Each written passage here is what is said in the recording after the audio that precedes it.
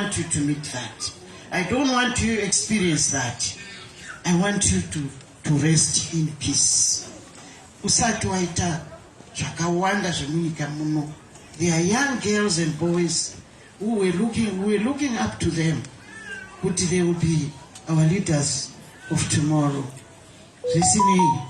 Ini ndiri kusiya message kuvabereki nematicha kuti zvese zvinoitika panyika Mwari vanenge varonga, ndivo vanoronga.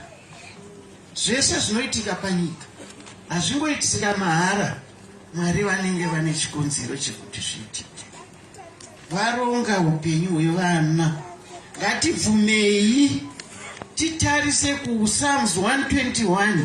Ndinoiverenga Psalms iyoyo ndarasikirwa.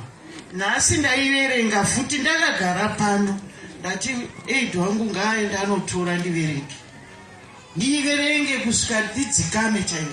Nekuti pandasvika pana ndaichema.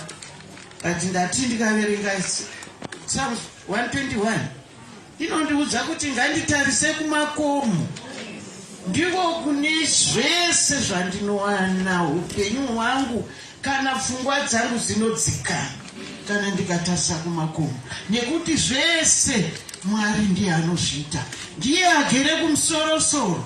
Ndiye anoziva kuti vana ava chii chaitika. Ndiye anoziva chikonzero chezvinhu zvese zvaitika pano. Kuvana vangu ndiri kuti zororai murugare. Musatarise kumashure. Zororai mugare. Mufambe zvakanaka. Svika takujoinaiwo tiri kuuya makore afamba. Tiri kuuya takujoinai motigamuchira. Andinoti kuvabereki, tarisai kumaoko enyu. Mwari vachakununurai. Tinotendawo.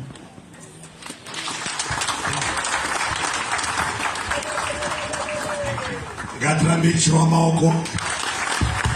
Honorable Minister wedu Dr. Njogo.